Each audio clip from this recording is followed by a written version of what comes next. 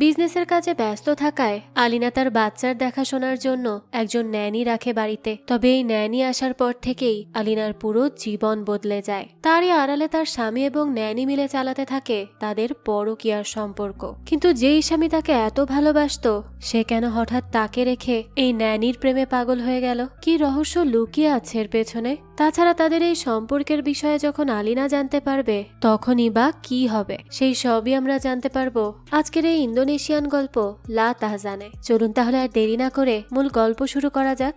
শুরুতেই আলিনা নামের একজন বিজনেসম্যান বিমানবন্দরে নামে। তাকে রিসিভ করতে সেখানে এসে উপস্থিত হয় তার হাজবেন্ড রেজা আর তার মেয়ে রে। আলিনাকে দেখেই তো রেজা বলতে থাকে, তুমি ঠিকমতো আসতে পেরেছ তো? কোথাও কোনো সমস্যা হয়নি তো? আলিনা বলে, না না, কিভাবে হবে, সম্পূর্ণ পথই তো আমি ঘুমিয়ে ঘুমিয়ে এসেছি। তো এবার গাড়িতে করে বাড়ি ফিরতে থাকে তারা। সেই সময় আলিনা রেজাকে বলে, থ্যাঙ্কস আমার অনুপস্থিতিতে মালিকের খেয়াল রাখার জন্য। রেজা বলে, এভাবে বলছো কেন? আমি মালিকের বাবা, তাই এটা তো আমারও দায়িত্ব। আলিনা বলে, তাও বাচ্চার খেয়াল রাখা তো মায়েরই কাজ হয়, তাই না? কিন্তু তুমি তার খেয়াল রেখেছো, তাও এত ভালো করে, এটাই আমার কাছে অনেক কিছু। রেজা বলে, আরে বাবা, আমার কোনো সমস্যা হয়নি, কারণ এই কাজ আমাদের দুজনেরই। তা তুমি যে একজন ন্যানির কথা বলেছিলে, তাকে কি হায়ার করব আমরা, কি বলো? আলিনা বলে, ইনশাল্লাহ, যদি সবকিছু ঠিক থাকে তাহলে আমাকে ওখানকার এজেন্ট জানাবে। এভাবে কথাবার্তা বলতে বলতে তারা বাড়ি এসে পৌঁছায়। তাদের বাড়িতে দুজন লোক কাজ করত। তারা দ্রুত এসে তাদের জিনিসপত্রগুলো নেয়। আলিনা তো ঘরে ঢুকেই প্রথমে চলে যায় উপরে তার ছোট ছেলে মালিককে দেখতে। তার তো তার ছোট বাচ্চাটার জন্য অনেক খারাপ লাগছিল, তাই সে এসেই মালিককে সরি বলে তার থেকে দূরে থাকার জন্য। রেজাও তখন সেখানে আসে। মালিককে দেখে তখন আলিনা বলতে থাকে, এই বছরটা আমাদের জন্য সবচেয়ে বেশি বরকতময়, কারণ এই বছরই আমাদের জীবনে মালিক এসেছে আর আমরা এই বাড়িতে মুভ করেছি। আর আমাদের ওইখানের বাড়িটা কি বিক্রি হলো জানো কিছু?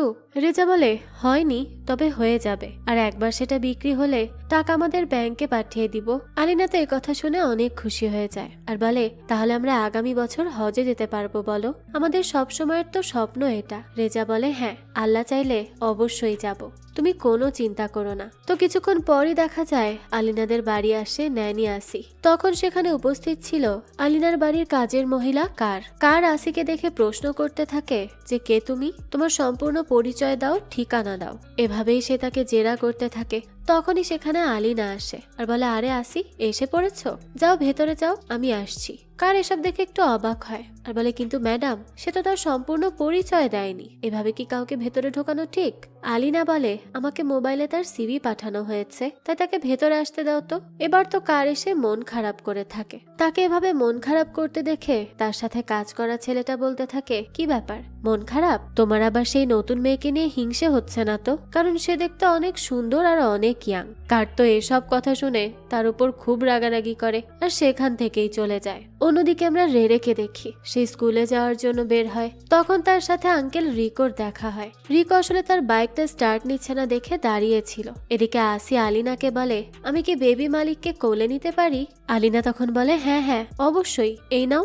আসি তখন মালিককে কোলে নিয়ে খুব সুন্দরভাবে সামলায়, যা দেখে আলিনারও অনেক ভালো লাগে। সে তো তার প্রতি ইমপ্রেসড হয়ে যায়। তখনই সেখানে রেজা আসে। আলিনা তখন রেজার সাথেও আসিকে পরিচয় করিয়ে দেয়। তো আলিনা তার মেয়েকে স্কুলে পাঠায় আর রেজা তার সাথেই কাজে বেরিয়ে যায়। তাদের হাজবেন্ড ওয়াইফের মধ্যে ভালোবাসা ছিল অনেক, যা দেখে আশেপাশের মানুষও আশা করত এমন একটা লাইফ পার্টনার পাওয়ার জন্য। তো এরপরে আলিনা ভেতরে আসে আর কারকে বলে, তুমি কামালের সাথে আসিকে পরিচয় করিয়ে দাও। কামালের সাথে আর বাকি যা যা আছে সবকিছু তাকে দেখিয়ে দাও। তো কামাল হলো সেই ছেলেটা যে কারের সাথে সাথে ছিল, কিন্তু এই কার কেন যেন আসিকে পছন্দই করছিল না, তাই সে অনেক রুডলি কথা বলতে থাকে।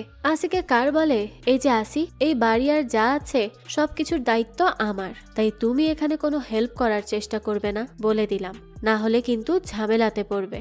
আসি এ কথা শুনে বলে, ওকে ম্যাম। কার এরপর কোথায় কাপড় ক্লিন করতে হয় সেই সব বলে দেয়, কিন্তু তার অনুমতি নিয়ে করতে হবে এটাও তাকে জানায়। আসি এরপর জিজ্ঞেস করে, আর মালিকের কাপড়, তার কাপড়ের কি হবে? কার বলে, সেটা আমি দেখে নিব, তোমাকে চিন্তা করতে হবে না। আর এই যে, এই হচ্ছে কামাল, সেও এখানে থাকে। কামাল বলে, তুমি আসি তাই না? তুমি খুবই সুন্দর, আমার নাম কামাল। আসি তখন জিজ্ঞেস করে, তুমি এখানে কি কাজ করো? কামাল বলে, আমি তো ড্রাইভার, কিন্তু আমি বাকি সব কাজও পারি। কার বলতে থাকে, আমাদের এখানে অনেক কাজ আছে, কিন্তু আমার মনে হয় না আসি পারবে, তাই তুমি একমাত্র মালিকের উপরই ফোকাস করো, বুঝতে পারলে? সেটাই তোমার জন্য ভালো হবে। আসি তখন বলে, আচ্ছা ঠিক আছে। তো এরপরই সে কিছু বাক্স খেয়াল করে, তাই সে জিজ্ঞেস করে, এগুলো কিসের বাক্স? কার বলে, ওগুলো হচ্ছে চ্যারিটি বক্স। প্রতি শুক্রবার মিস্টার রেজা আর মিসেস আলিনা এতিম বাচ্চাদের জন্য খাবার আর টাকা পাঠান, আর সেটা এগুলোতে করেই পাঠান। আসি এসব দেখে শুনে বলে, বাহ, তাহলে তো তারা খুব ভালো মনের মানুষ। কার বলে, হ্যাঁ, তারা এমনই, অনেক ভালো। এই হচ্ছে আমাদের ম্যাডাম আলিনার অফিস রুম। উনি এখানে থেকেই নিজের অনলাইন শপিং রান করেন। ম্যাডাম মাত্রই বিদেশ থেকে ফিরলেন, তাই এই জায়গাটা শান্ত, না হলে এখানে অনেক কিছু চলতে থাকে। তো চলো, আমি তোমাকে এখন উপর তলায় নিয়ে যাই। কামাল বলে, আসি, তুমি তোমার ব্যাগ নাওনি, আমি উপর তলায় দিয়ে আসছি। কার এরপর একে একে সব রুম দেখায় তাকে, আর বাকিগুলো আলিনা দেখিয়ে দেয়। আসি কোথায় থাকবে সেই রুমটাও তাকে দেখিয়ে দেয়া হয়। আসির তো তার রুমটা অনেক বেশি পছন্দ হয়। কারের পর আলিনাকে ডেকে বলে, আম সরি তার সাথে এভাবে কথা বলার জন্য, কিন্তু আমার মনে হচ্ছে সে একটু কেমন যেন। আমার বারবারই মনে হচ্ছে সে এখানে এসেছে কোনো খারাপ উদ্দেশ্য নিয়ে। জানি না কেন এমনটা হচ্ছে। আলিনা বলে, কি বলছো কি? কার বলে, হ্যাঁ ম্যাডাম, আমার এরকমই ফিল হচ্ছে। আলিনা তখন বলে, এত কিছু ভেবো না তো, সে একদম ঠিক আছে, তার কোনো খারাপ উদ্দেশ্যই নেই। তো এবার এই বাড়িতে আসির কাজ শুরু হয়। আজ আলিনা তার অফিসের কাজ করার সময় মালিককে আসি কোলে তুলে নেয়। হঠাৎ করে আসি চিৎকার করে ওঠে আর মালিককে পিঠে থাপ্পড় দিতে শুরু করে। সেই সময় আলিনা এসে এটা দেখে বলে, কি করছো কি আসি? কি হয়েছে মালিকের? আসি তখন মালিকের মুখ থেকে বের করে একটা বোতাম। সে আলিনাকে বলে, ম্যাডাম, এই বোতাম কি আপনার ড্রেসের? আলিনা তখন খেয়াল করে বলে যে হ্যাঁ, এটা তো আমার ড্রেস থেকেই মালিক ছিঁড়েছে। আলিনা তো এসব দেখে খুব ভয় পেয়ে যায় আর বারবার তার ছেলেকে সরি বলে যে সে এটা খেয়াল করতে পারলো না, আর আল্লাহর কাছে সে অনেক শুকরিয়া করে খারাপ কিছু হয়নি বলে। তো রাতের বেলা বাড়ি ফিরে আসে রেজা, আর এসেই দেখে মালিককে গান গেয়ে গিয়ে ঘুম পাড়াচ্ছে আসি, তার বেশ যত্ন করছে। এসব দেখে রেজা আসিকে বলে, আমাকে আমার স্ত্রী বলেছে তুমি আজ কিভাবে আমাদেরকে হেল্প করেছো, তোমার জন্য আজ মালিকের জীবন রক্ষা পেয়েছে, তার জন্য অনেক শুকরিয়া আসি। আসি বলে, আমিও খুব খুশি এখানে আসতে পেরে, আপনাদের ফ্যামিলিকে হেল্প করতে পেরে। এরপর আলিনার সাথে রেজা যখন কথা বলে তখন আলিনা তাকে বলতে থাকে, আমি কি আদৌ ভালো মা? রেজা বলে, কেন, এরকম কথা কোন কারণে বলছো? আলিনা বলে, আমি খুবই বিজি হয়ে পড়ি সব সময়, এতটাই বিজি যে আমি খেয়ালই করতে পারলাম না আমার সন্তানের সাথে কত বড় বিপদ হতে চলেছিল। এসব নিয়ে সে বেশ মন খারাপ করে। রেজা তখন তার স্ত্রীকে সাপোর্ট করতে বলে, দেখো আলিনা, মালিকের বয়সে এখন সব জিনিস নিয়ে খেলা করা, তাই সে বোতাম কখন ছিঁড়েছে সেটা তো তুমি বুঝতে পারোনি। এখানে তোমার কোনো দোষ নেই, তুমি তো ইচ্ছে করে কিছু করনি, তাই না? তাই প্লিজ কান্না করো না, তুমি মা হিসেবে যথেষ্ট পরিমাণে ভালো কাজ করছো, আর আমি তাতে অনেক গর্বও করি। আলিনা তখন কান্না করতে করতে বলে, আজ যদি আসি সেখানে না থাকতো তাহলে আমি জানি না আমাদের ছেলের সাথে কি হতো। রেজা বলতে থাকে, কেঁদো না, তুমি মা হিসেবে নিজের বেস্ট দেওয়ার ট্রাই করছো সব সময়, আর আমি সেটা দেখতে পাই বলে আমি কখনো কোনো কিছু নিয়ে অভিযোগ করি না, কারণ আমাদের সন্তানের জন্য তোমার থেকে বেস্ট মা হতেই পারতো না। তাই প্লিজ আমার কথাটা বিশ্বাস করে এবার কান্না করাটা থামাও, এভাবে আর কান্না করো না তো। তারপরে তার এসব কথাবার্তা শুনে আলিনা একটু শান্ত হয়। এবার দৃশ্য চলে যায় পরদিন। আসি একটা জুস বানাচ্ছিল যেখানে সে মধু অ্যাড করে চিনির বদলে। কার এই ব্যাপারটা খেয়াল করে, তাই সে সাথে সাথে এসে বলে, কি করছো, মধু কেন দিচ্ছ? আসি তখন বলতে থাকে, মিসেস আলিনা আমাকে বলেছেন মিস্টার রেজার জন্য জুস তৈরি করতে, তাই আমি এখানে চিনির বদলে মধু দিয়েছি। কার বলতে থাকে, কেন কেন দিবে সেটা? আমি আগে তো কখনো এরকম করিনি, তাই যদি টেস্ট চেঞ্জ হয়ে যায় তখন? সেই সময় আলিনা বলে, কার, তাকে তার কাজটা করতে দাও, আমিই বলেছি করতে, তুমি বরং কফি বানিয়ে দাও। তো এরপর রেজা আলিনাকে জানায় ব্যাংকে টাকা চলে এসেছে। তারা এসব নিয়ে কথা বলছিল, তখনই আবার রেজা আসির বানানো জুসটা খায়, আর এটা খেয়েই বলতে থাকে, আরে এটা তো অন্যরকম হয়েছে, কে বানিয়েছে? আসি বলে, আমি করেছি, খারাপ হয়েছে খেতে? রেজা বলে, না না, বরং খুবই ভালো হয়েছে। আলিনা, তুমিও টেস্ট করে দেখো তো। আলিনাও সেটা টেস্ট করে দেখে বলে, বাহ, খুব ভালো হয়েছে তো, তুমি এটা কি অ্যাড করেছো? আসি জানায় চিনির বদলে হালকা মধু। আলিনা তখন কারকে বলে, আসলে চিনির থেকে হেলদি হচ্ছে মধু, তাই তুমি সেটাই ইউজ করো, খুবই ভালো। রেজা তখন কারকে বলে, এখন থেকে জুস বানানো আসির থেকে শিখে নিও, সে সত্যিই বেস্ট করেছে। কিন্তু কারের তো মোটেও আসিকে সহ্য হচ্ছিল না। এই আলিনা আর রেজা সবসময় সময় করে ওস্তাদের থেকে ইসলাম সম্পর্কে স্টাডি করে। আজও আলিনা সেখানে আসে আর যেহেতু রেজার মিটিং ছিল তাই আজ সে এখানে একাই এসেছে। এখানে আসলে অনেক ভালো ভালো কিছু শেখা যায়, আর ইসলামিক পদ্ধতিতে জীবন পরিচালনা করাটা অনেকটা সহজ হয়ে যায়। তো এখান থেকে দৃশ্য চলে যায় রাতের বেলা। রেজা অফিস থেকে এসে যখন টিভি দেখছিল তখন আসি স্ট্রবেরি জুস নিয়ে আসে রেজার জন্য। রেজা সেটা খেয়ে বলে, ভালো হয়েছে, তুমি চাইলে তো এই জুস বানিয়ে বিক্রি করতে পারো, অনেক ইনকাম হবে। আসি বলতে থাকে, আমি বেবির কেয়ার করেই হ্যাপি আছি, আর কিছু করতে চাই না। তখনই রেজা খেয়াল করে আসির টি শার্টের বাটন অফ করা। রেজার কেন যেন এসব দেখে বেশ অস্থির ফিল হচ্ছিল, আর আসিও সেখানে এসব শো করার জন্য বসে থাকে। তো কিছুক্ষণ পর সে উপরে চলে যায়। তখনই ঘরে আসে আলিনা। আলিনা আসতেই রেজা স্বাভাবিক হয় আর তার সাথে ফ্যামিলি প্ল্যানিং করতে থাকে। তারা কোথায় ঘুরতে যাবে, কি করবে, এসব নিয়েও কথা বলে। পরদিনে দেখা যায় তারা ঘুরতে বের হয় আর একটা হোটেলে গিয়ে ওঠে। সেখানে আসিও গিয়েছিল।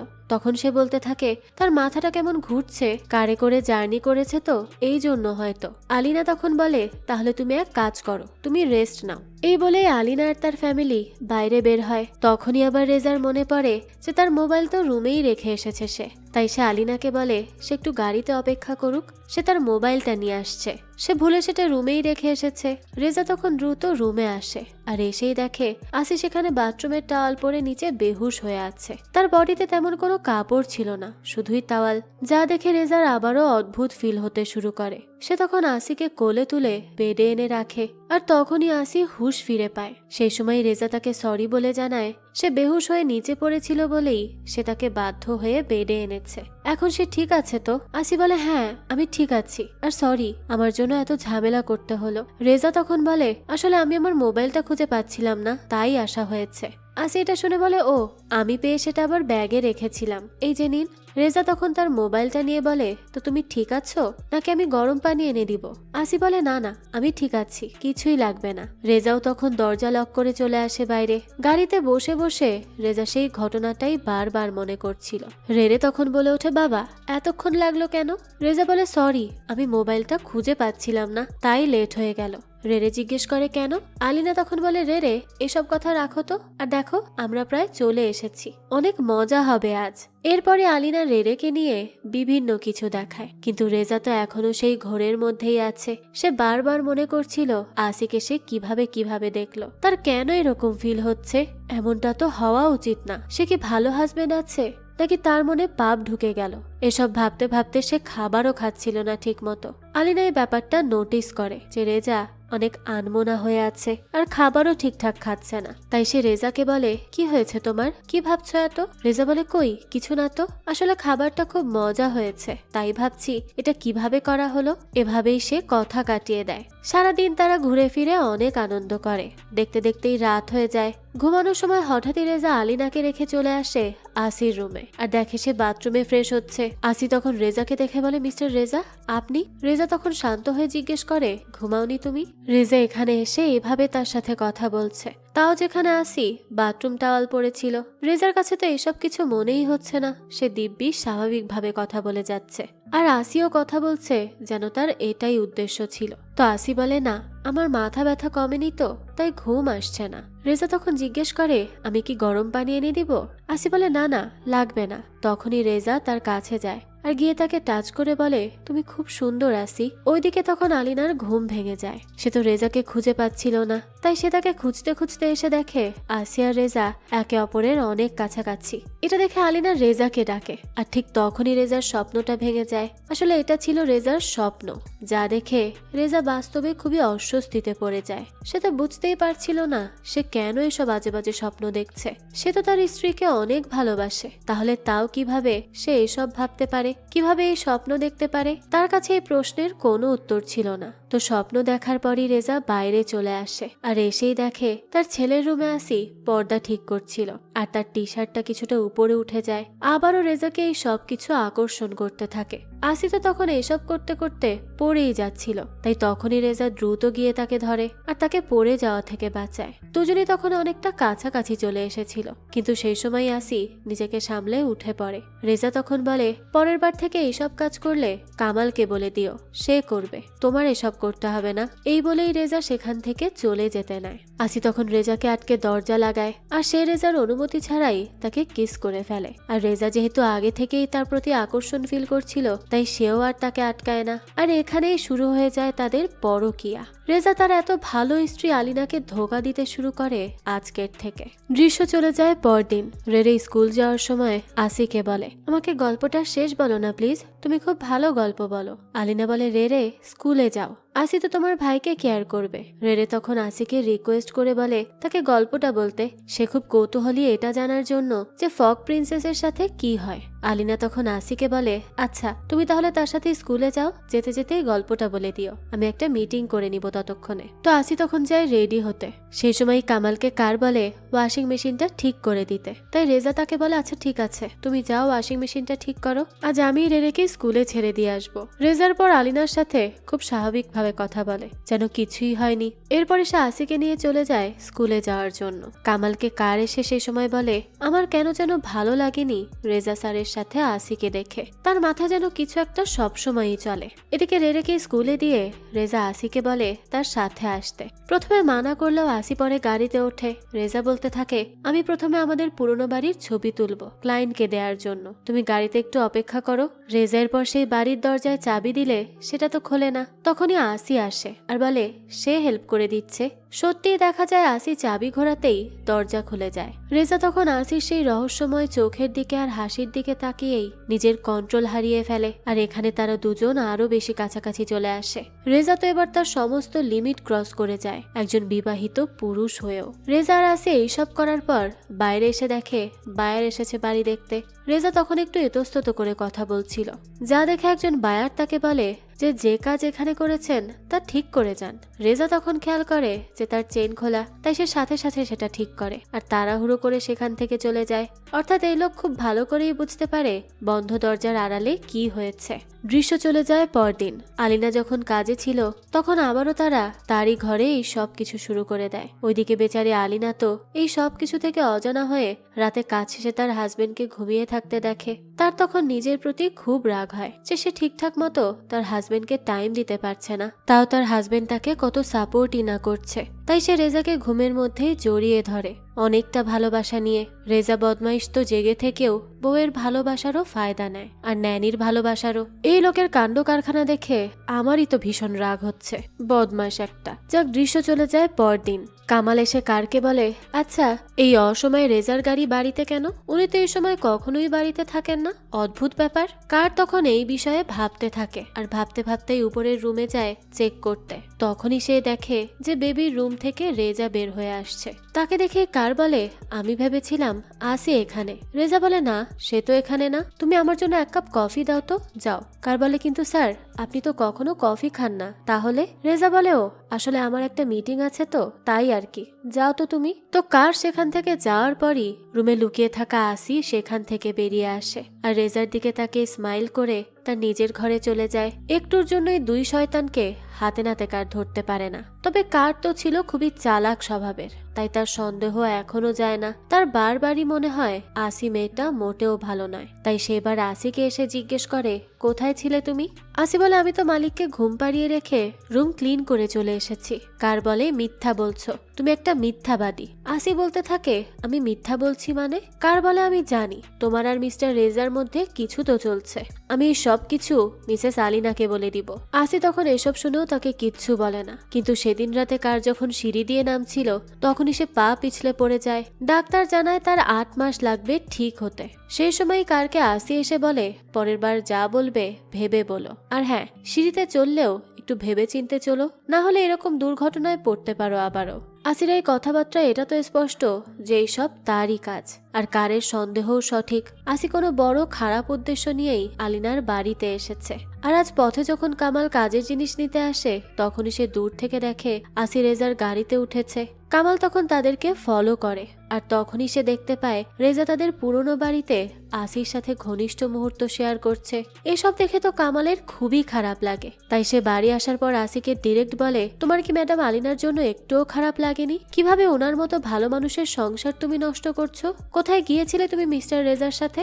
আসি বলে, আমি আমার এজেন্সিতে গিয়েছিলাম, তখনই কামাল ভিডিও ছবি সব দেখায় আর বলে সবকিছু স্বীকার করতে। কামাল এত বোকা যে সে প্রমাণগুলো ক্রিমিনালের হাতেই ধরিয়ে দেয়, আর ক্রিমিনালও তার প্রমাণ ইচ্ছে মতো মুছে ফেলে। সবকিছু আসি চুপচাপ ডিলিট করে বলে, কই, এখানে তো কিছুই নেই দেখার মতো। এই বলেই সে চলে যায়। এখন যখন কামাল তাদের সত্যিটা জেনে ফেলেছে, তাই আসি তাকেও বাড়ি থেকে বের করার পরিকল্পনা করে। তাই সে আলিনাকে জানায় যে কামাল তার নাইট ড্রেস আর আন্ডারওয়্যার নিজের রুমে রেখেছে, তার মানে তার চিন্তাধারা খুব খারাপ। আর এসব দেখিয়ে কামালকেও বাড়ি থেকে বের করে দেয় সে। এরপরই একদিন একটা ইন্টারভিউ দেয় আলিনা তার বিজনেসের সফলতা নিয়ে। আলিনা জানায় তার আজকের সবকিছুর পেছনে তার হাজবেন্ড আছে। তার হাজবেন্ডের অসম্ভব সাপোর্ট তাকে এই পর্যন্ত আসতে হেল্প করেছে।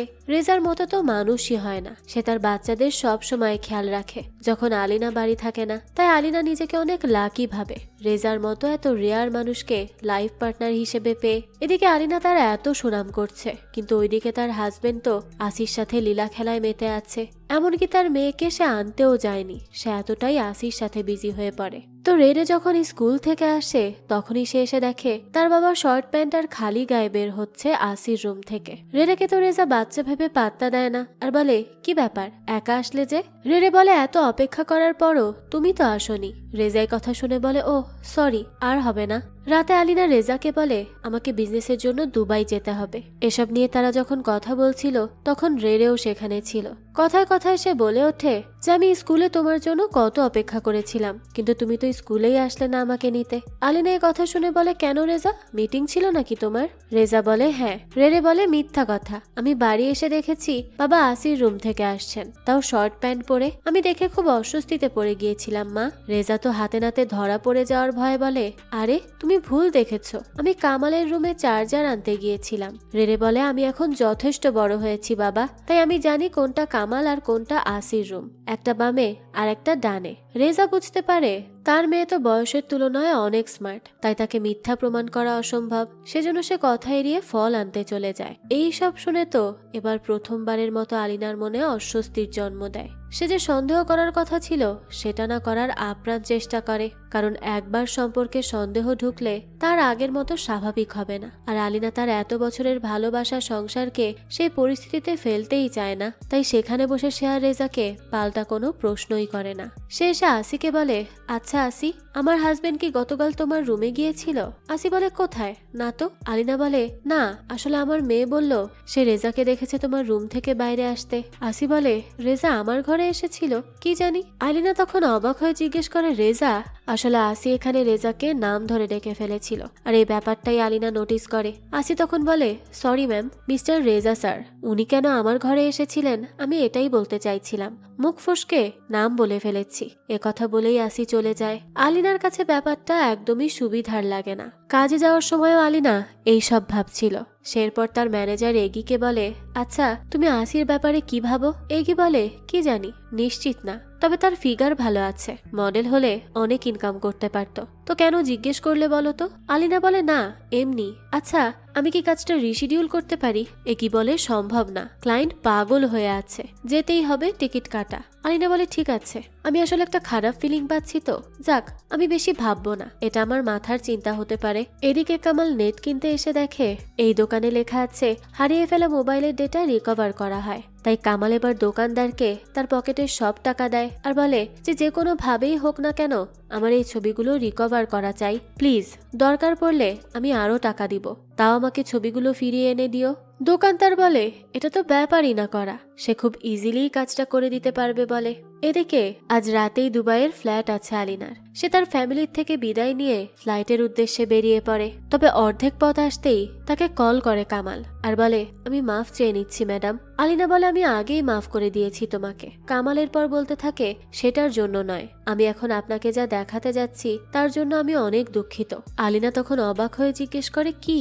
কামাল বলে, আমি আপনার মোবাইলে একটা ভিডিও পাঠাচ্ছি, দেখে নিবেন প্লিজ। এই বলেই কামাল কল কেটে দেয়। আলিনা ভিডিওটা ওপেন করে যা দেখে তাতে তার সম্পূর্ণ পৃথিবীটাই মুহূর্তের মধ্যে পাল্টে যায়। সে দেখে রেজা আর আসি একসাথে সময় কাটাচ্ছে তারই বাড়িতে। এসব দেখে আলিনা কান্নায় ভেঙে পড়ে আর এগিকে বলে গাড়ি ঘুরিয়ে বাড়ি নিয়ে যেতে। এদিকে আসি আর রেজা তো তাদের সময় কাটানো শুরু করে দেয়। আসি রেজাকে বলে, তুমি কি আমাকে ভালোবাসো? রেজা বলে, হ্যাঁ, আমি তোমার জন্য সবকিছু ছেড়ে দিতে পারবো। তখনই সেখানে চলে আসে আলিনা আর তাদেরকে হাতে নাতে ধরে ফেলে। আলিনার তো মাথা খারাপ হয়ে যায়। সে বলতে থাকে, তোমরা এত বড় ধোঁকাবাজ। আর রেজা, তুমি এটা আমার সাথে কিভাবে করলে? আমি এত বিশ্বাস কাকে করলাম? আসি এসে তখন রেজার হাত ধরে আর বলে, আলিনা, এত রাগ করার প্রয়োজন নেই। আমি আর রেজা একে অপরকে ভালোবাসি। আলিনা তো তখন আসিকে এক থাপ্পড় বসিয়ে দেয় আর বলে, আমি তোকে ছাড়বো না খারাপ মহিলা। সে আমার হাজবেন্ড, আর তুই তাকে কিভাবে এসব কথা বলতে পারিস? তুই আমার বাড়ি থেকে এক্ষুনি বের হ। তখনই দেখা যায় রেজা উল্টো আলিনাকেই বলে বাড়ি থেকে বেরিয়ে যেতে। তাকে টেনে হিচড়ে নিয়ে যাচ্ছিল সে। আলিনা তো অবাক হয়ে যায় আর বলতে থাকে, রেজা, এসব কি করছো তুমি? তুমি কি হুঁশে আছো? আমি তোমার স্ত্রী আলিনা। কিভাবে এত বদলে যাচ্ছ তুমি? আমি তো কিছুই বুঝতে পারছি না। তখনই সেখানে এগিয়ে চলে আসে আর সে তাকে থামতে বলে। আলিনা তো তখন খুবই রেগে যায়। সে সোজা চলে যায় আসিকে মারতে। আর তখন তাকে এসব করতে দেখে ফেলে রেরে। রেরে ভাবে তার মা খুব ভয়ঙ্কর, তাই সে মানুষকে মারধর করছে। রেজা তখন আলিনাকে বলে, তোমাকে এই বাড়িতে আর কেউ চায় না, তাই এক্ষুনি বের হয়ে যাও আমার বাড়ি থেকে। রেজা তখন তাকে টেনে হিচড়ে বাড়ির বাইরে বের করে দেয় আর দরজা লাগিয়ে দেয়। আলিনা তো বারবার চিৎকার করছিল আর বলছিল, এটা আমার বাড়ি, আমার সন্তান তারা। কি হচ্ছে এখানে? প্লিজ দরজা খোলো। তখনই এগিয়ে আলিনাকে নিয়ে কোনোভাবে সেখান থেকে আসে আর সেখানে তাকে বুঝিয়ে বলে, তাকে এখন শান্ত হয়ে কাজ করতে হবে, না হলে এরকম ভয়ঙ্কর মহিলার সাথে আলিনা পেরে উঠবে না। এরপরে আলিনা রেরের স্কুলে আসে তাকে নিতে, কিন্তু রেরে তো মা বলে আসিকে জড়িয়ে ধরে, কারণ সে সেদিন আলিনার ভয়ঙ্কর রূপ দেখে প্রচন্ড ভীত হয়ে গেছে। আলিনা এইসব দেখে খুব কষ্ট পায়। সে আসিকে বলে, আমি একটা রাত বাইরে ছিলাম, আর তুমি সেই রাতের মধ্যেই আমার বাচ্চাদেরকে মা বলা শিখিয়ে দিয়েছো। তাদের ব্রেন ওয়াশ করছো, তাই তো? আসি বলে, আমি ব্রেন ওয়াশ কেন করব? আমি রেজার সন্তানদের দেখাশোনা করছি, জানো না? আলিনা তখন রেরেকে বারবার রিকোয়েস্ট করে তার কাছে আসার জন্য, কিন্তু রেরে বলে সে তার মায়ের সাথেই থাকবে। আসি তখন বলে, আলিনা, তোমার মেয়ে তোমাকে আর পছন্দ করে না, সে তোমার সাথে যাবে না, তাই এভাবে জোর করা বন্ধ করো। আলিনা বলে, আমি তাদের মা, তাই তুই মুখ বন্ধ রাখ শয়তান। ওই সময় সেখানে রেজা চলে আসে আর এগি তখন রেগে আসিকে চুলের মুঠি ধরে। রেজা তো এসব দেখেই এগিকে মারতে থাকে আর বলে, তোর সাহস কিভাবে হয় আমার আসির গায়ে হাত দেওয়ার? চলো আসি, আমরা বাড়ি যাই। আলিনা তার হাজবেন্ড আর বাচ্চাদের এই নতুন রূপ একেবারেই চিনতে পারছিল না। সে তো খুবই অবাক হয়ে যায়, একটা মানুষ এইভাবে বদলাতে পারে। যদি সত্যিই রেজা ধোকা দিত, কিছুটা হলেও তো অনুতপ্ত বোধ কাজ করতো তার মধ্যে, একটা সরি হলেও বলতো। কিন্তু এইসব কি হচ্ছে? যেন রেজা তার নিজের মধ্যেই নেই। আসি যেন তাকে কন্ট্রোল করছে, সে তার বোঝার শক্তিতেই নেই। আলিনা এরকম অনেক কিছুই ভাবছিল। এবার তার সাথে দেখা করতে আসে তার মা। আলিনা তো তার মাকে দেখেই জড়িয়ে ধরে আর খুব কান্না করে। সে তার মাকে কেঁদে কেঁদে বলে, মা, আমি কি ভুল করেছি? আমি কি এমন পাপ করেছি? কেন আল্লাহ আমাকে এরকম কঠিন পরিস্থিতিতে ফেলেছেন? তখনই সেখানে কামাল আসে আর বলে, আপনি কোনো ভুল করেননি ম্যাডাম। আলিনা তখন বলে, আমি সরি কামাল, তুমি সেদিন কোনো খারাপ কাজ করনি, আমি তোমাকে ভুল বুঝেছিলাম, আমাকে ভুল বোঝানো হয়েছিল, আমি কি করতাম বলো? কামাল বলে, আমি কিচ্ছু মনে করিনি, আমি জানি কেন আপনি এমনটা করেছিলেন, তাই আমি আপনাকে তার জন্য মাফও করে দিয়েছি ম্যাডাম। আপনার অন্য একটা বিষয় জানা দরকার, আসি হচ্ছে একটা শয়তান। তখনই কার এসে বলে, হ্যাঁ, আসিকে নিয়ে আমার শুরু থেকেই ব্যাড ফিলিং হচ্ছিল, তার প্রমাণ আমার পা। আমি নিশ্চিত আসির কাছে এমন কিছু পাওয়ার আছে যা সাধারণ মানুষের কাছে নেই। এটা কি খুবই অদ্ভুত না যে রেজা স্যার সবসময় রেগুলার নামাজ পড়তেন, কিন্তু সে আসার পর থেকে পড়েন না। আসলে এই আসি ব্ল্যাক ম্যাজিক করে। এবার দেখা যায় আসি একটা সেন্টারে কাজ করে যারা এই ব্ল্যাক ম্যাজিক করে থাকে। আসিকে জব দেওয়া হয় একজন হিজাবি মেয়ে সেজে আলিনার বাড়ি যাওয়ার জন্য। তাকে একটা কাচের শিশিতে লিকুইড দেওয়া হয়, যা নিয়ে সে চলে আসে আলিনার বাড়ি। প্রথম দিন যখন মালিকের গলায় বোতাম আটকে, সেটাও ছিল আসির একটা নাটক। আসলে বোতামটা সে আলিনার টি শার্ট থেকে নিচে পড়তে দেখেছিল, পরে সেটা তার হাতেই রেখে দেয় আর মালিককে পিঠে থাপ্পড় দিতে থাকে। মালিক তখন কেঁদে ওঠে আর ওই সময় আলিনা অস্থির হয়ে পড়ে। তাই সে খেয়াল করে না যে আসি বোতাম তার হাত দিয়েই মুখ থেকে বের করেছে, অর্থাৎ বোতাম মালিক খায়নি। এই সবকিছু সে করেছে রেজার চোখে পড়ার জন্য। তারপরই রেজাকে জুস বানিয়ে দেওয়ার সময় সে সেই ব্ল্যাক ম্যাজিক করা লিকুইড তার সাথে মিশিয়ে দেয়, আর এই জুসটা খেয়েই ধীরে ধীরে আসির দিকে ঝুঁকে পড়তে থাকে রেজা। রাতে ইচ্ছে করেই আসি টি শার্টের বোতাম খুলে আসে রেজার সামনে, আর জুস খাওয়াতে রেজার উপর এফেক্ট বাড়তে থাকে। আসি মালিক আর রেনের মাথার চুল কেটে নিয়ে আসে তার গরুর কাছে, আর তার গরু তাকে এরপর কিছু একটা খেতে বলে, যা খাওয়ার পর সে আরো বেশি সুন্দরী হয়ে যাবে। তার দিকে যেই তাকাবে সেই তার রূপের মোহে পড়ে যাবে, নিজেকে সামলে ওঠা তার জন্য মুশকিল হয়ে পড়বে। আসি সেটা খেয়েই সেদিন বাথরুমের সামনে পড়েছিল। রেজা তো তাকে দেখে চোখই সরাতে পারে না, আর তার প্রতি আরো বেশি দুর্বল ফিল করতে থাকে। তারপর রাতেও সে ইচ্ছে করেই দরজা খুলে রাখে, আর রেজা আসলে তার উপর পড়ে যায়। রেনাকেও সেই বশীকরণের লিকুইডটা সে খাওয়ায়, আর সিঁড়িতে কিছু রেখে কারকে হাসপাতালে পাঠায়, সেই সাথে কামালকে বাড়ি ছাড়া করে। আর বর্তমানেও রেগুলার আসি তার বশীকরণ চালিয়ে যাচ্ছে জুসের মধ্যে সেটা মিশিয়ে। এই সবটা বলার পর কামাল আলিনাকে বলতে থাকে, ম্যাডাম আমাকে বাড়ি যেতে দিন, আমি নিশ্চিত আসি সেখানে কিছু রেখেছে তার শয়তানি কাজ করার জন্য। এবার কামাল খুব সাহসের সাথে চলে আসে রেজার বাড়ি, আর সে অনেক খুঁজে খুঁজে রেরে এবং মালিকের ঘর থেকে দুইটা ব্ল্যাক ম্যাজিকের তাবিজ পায়। সেগুলো নিয়ে কামাল কোনো মতে পালিয়ে আসে আলিনার বন্ধুদের হেল্প নিয়ে, না হলে একটুর জন্য সে ধরা পড়েই গিয়েছিল। আলিনার বাকি সবার সামনে কামাল সেগুলো খোলে, আর তাদের সন্দেহই সঠিক হয়। আসি ভয়ঙ্কর ব্ল্যাক ম্যাজিক করেছে আলিনার সংসারের সবাইকে বশীকরণ করার জন্য। আলিনা এসব দেখে অনেক কাঁদতে থাকে, আর চলে আসে মসজিদে আল্লাহর কাছে কাঁদার জন্য। আলিনাকে তার ওস্তাদ তখন সান্ত্বনা দেয়, আর বলে এই ব্ল্যাক ম্যাজিকের অস্তিত্ব আমাদের নবীর আমল থেকে। তারপরে হুজুর বসে সবগুলো তাবিজ দেখে, আর বলে ব্ল্যাক ম্যাজিক কতটা শক্তিশালী আগে সেটা দেখতে হবে, তারপরই সমাধান। আর এই কাজ করার জন্য ভালো হয় যদি এখানে সে রেজা আর তার বাচ্চাদেরকে নিয়ে আসতে পারে। এদিকে রেরের ঘর থেকে তাবিজ নিয়ে যাওয়ায় তার উপর ব্ল্যাক ম্যাজিকের এফেক্ট কমতে থাকে। সে আসিকে বলে, আমি মাকে খুব মিস করছি, আমি মাকে দেখতে চাই, তার কাছে যেতে চাই। আসি তো এসব শুনে শকড হয়ে যায় যে তার বশীকরণ কিভাবে কমে যাচ্ছে। আসি তখন রেরেকে বলে, হঠাৎ কেন তাকে মিস করছো? রেরে বলে, আমি তাকে দেখতে চাই, এখানে আমি একদম খুশি না, ভালো লাগছে না, আমার মায়ের কাছে যাব। আসি তখন এসে চেক করে তার ব্ল্যাক ম্যাজিকের তাবিজগুলো আছে কিনা, কিন্তু সে দেখে না, সেখানে তো নেই। আসি এসব দেখে বুঝতে পারে এই জন্যই তার ম্যাজিক কাজ করছে না। তাই সে এবার একভাবে কল করতে থাকে রেজাকে, কিন্তু রেজা তো রিকোর সাথে খেলছিল। খেলা শেষে সে গাড়িতে উঠতে আসে, তখনই তার পেছন থেকে হুজুর এসে জড়িয়ে ধরে, আর ঘাড়ে এক টেকনিকে ধরে রেজাকে বেহুশ করে ফেলে। তারপরই তাকে নিয়ে আসে তার উপর সূরা পড়ার জন্য। আলিনা সহ সবাই ছিল সেখানে। হুজুরের দোয়ায় জেগে ওঠে রেজা। ওই সময় আলিনাকে কল করে রেরে বলে, আসি খুব খারাপ, সে যেন আসে তাকে নিতে, তার ভালো লাগছে না। আলিনা বলে, আমি আসছি, তুমি একটু শান্ত হয়ে থাকো। আলিনা এরপর চলে যায় মালিকার রেরেকে আনতে। এদিকে রেজা উঠে তো পড়ে, কিন্তু তার উপর থেকে এখনো ব্ল্যাক ম্যাজিক কাটেনি। হুজুর তখন তাকে আবারও বেহুশ করে ফেলে, আর তাদেরকে বলে আসিয়া এখনো কিছু লুকিয়ে রাখছে, তাই এই ব্ল্যাক ম্যাজিকটা এত শক্তিশালী। আলিনাকে বলো সেই লুকিয়ে রাখা জিনিসটা খুঁজে বের করে আনতে, তবেই আমি এই ব্ল্যাক ম্যাজিকটা শেষ করতে পারবো।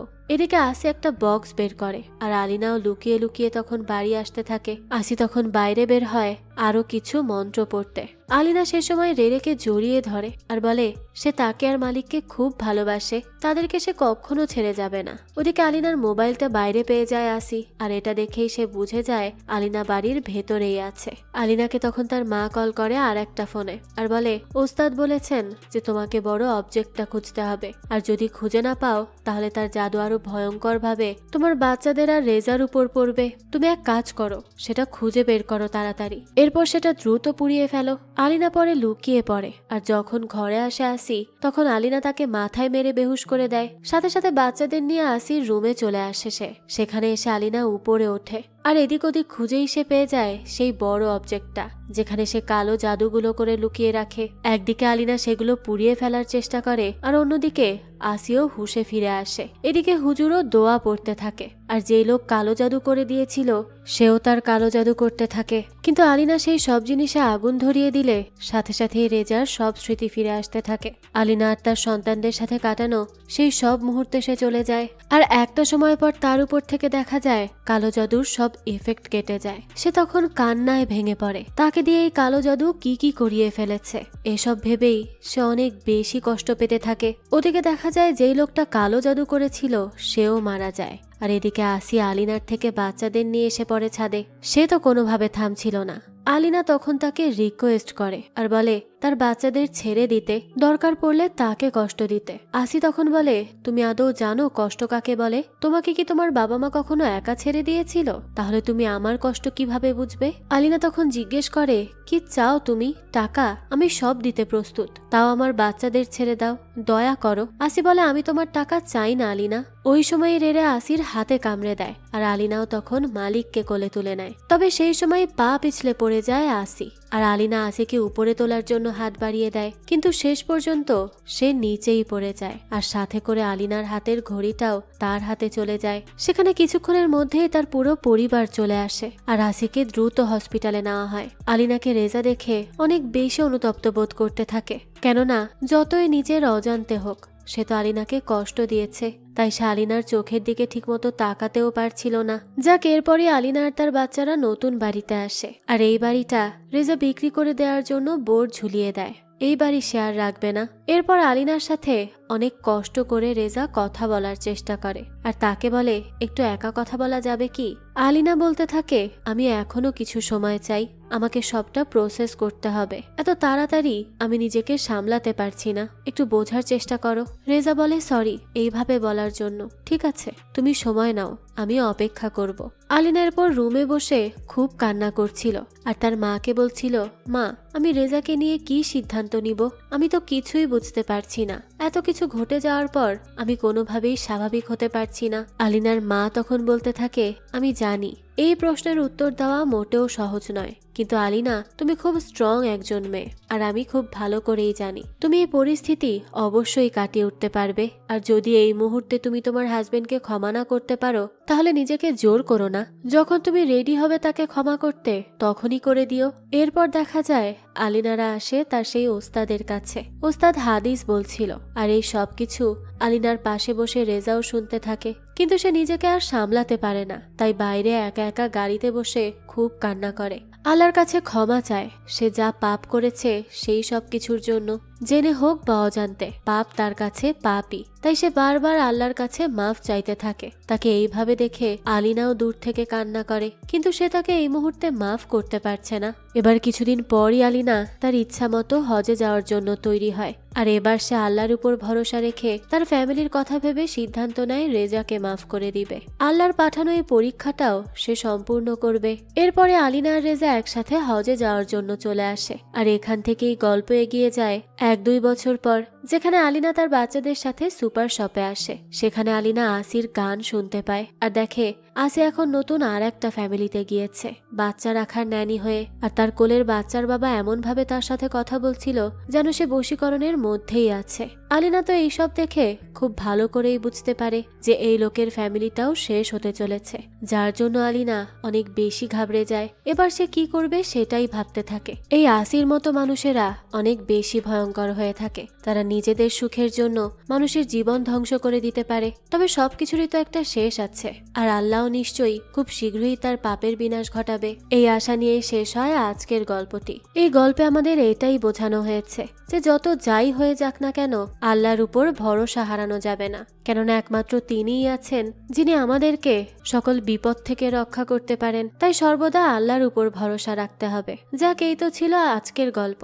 ইন্দোনেশিয়ান এই গল্পটা আপনাদের কাছে কেমন লেগেছে সেটা অবশ্যই আমাদেরকে কমেন্ট করে জানাবেন। যদি এতটুকু ভালো লেগে থাকে তাহলে একটি লাইক দিয়ে যাবেন। আর হ্যাঁ, আমাদের এই চ্যানেলে কিন্তু প্রতিনিয়তই নতুন নতুন ভিডিও আপলোড করা হয়। সেই সব ভিডিওর আপডেট পেতে আমাদের চ্যানেলটিকে সাবস্ক্রাইব করে বেল আইকনে অল দিয়ে রাখতে কিন্তু ভুলবেন না। আর একটা কথা, আমাদের সকল ভিডিওর আপডেট পেতে জয়েন করতে পারেন আমাদের হোয়াটসঅ্যাপ চ্যানেলে, লিংক ডেসক্রিপশন বক্সেই দেওয়া আছে। আজকে তাহলে এই পর্যন্তই, আবারও হাজির হব নতুন কোনো ভিডিও নিয়ে। সেই পর্যন্ত সবাই ভালো থাকবেন আর আমাদের চ্যানেলের সাথেই থাকবেন। ধন্যবাদ।